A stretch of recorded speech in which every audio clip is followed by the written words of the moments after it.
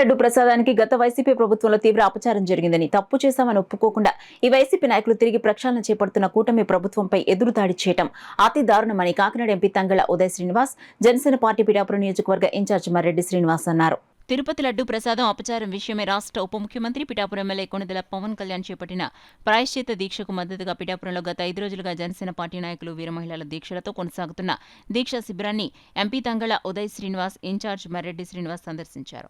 స్థానిక బంగారమ్మ రావిచెట్టు సెంటర్ వద్ద ఏర్పాటు చేసిన ఈ దీక్షా శిబిరంలో గురువారం నాడు ప్రత్యేక ప్రతిభావంతుల దీక్షలో కూర్చుని ఉప ముఖ్యమంత్రి పవన్ కళ్యాణ్ ప్రాయశ్చిత్త దీక్షకు సంఘీభావం తెలిపారు. కాకినాడ ఎంపీ తంగళ్ల ఉదయ్ శ్రీనివాస్, జనసేన పిఠాపురం ఇన్ఛార్జ్ మర్రెడ్డి శ్రీనివాస్ దీక్షా శిబిరాన్ని సందర్శించి వారిని అభినందించారు. ఈ సందర్భంగా ఎంపీ ఉదయ్ శ్రీనివాస్, ఇన్ఛార్జ్ మర్రెడ్డి శ్రీనివాస్ మాట్లాడారు. కల్తీ జరగటం వల్ల ఈ దీక్షని దేవుడు క్షమించు అని చెప్పి రాష్ట్ర వ్యాప్తంగా జరుగుతుంది.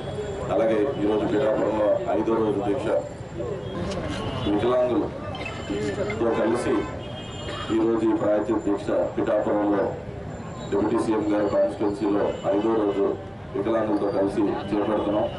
ఈ దీక్షలో కూర్చున్న వారందరికీ కూడా నా హృదయపూర్వక కృతజ్ఞతలు తెలుపుతూ, అలాగే ఇంత పాపం చేసిన వైసీపీ ప్రభుత్వం తరఫున మేము ప్రజల తరఫు నుంచి క్షమాపణ కోరుతున్నాం. దేవుడా క్షమించు అని చెప్పి, అలాగే అన్ని గుడుల్ని కడగటం, ఏ గ్రామాల్లో ఆ గ్రామాల్లో మొత్తం అందరూ కూడా ఆ గుడులన్నీ కడిగి దేవుడిని క్షమాపణ కోరి చేసిన తప్పుని మళ్ళా మన ఆంధ్రప్రదేశ్ ప్రజలు కాకుండా దేశవ్యాప్తంగా, రాష్ట్ర వ్యాప్తంగా, మొత్తం అంటే ప్రపంచవ్యాప్తంగా కూడా ఆ లడ్డూ తిని అంత పాపం చేసాం.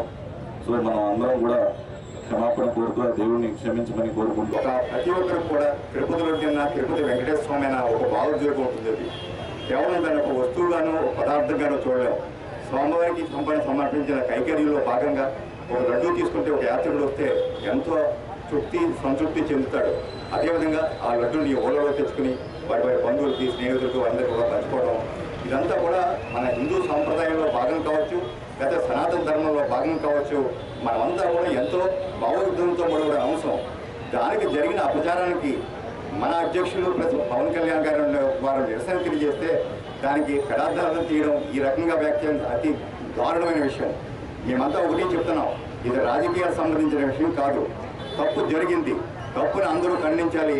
దానికి ప్రక్షాళననే మా పవన్ కళ్యాణ్ గారు ఈ నిరసన కావచ్చు, ఈ పశ్చాత్తాప దీక్ష కాబట్టి చేపట్టారు.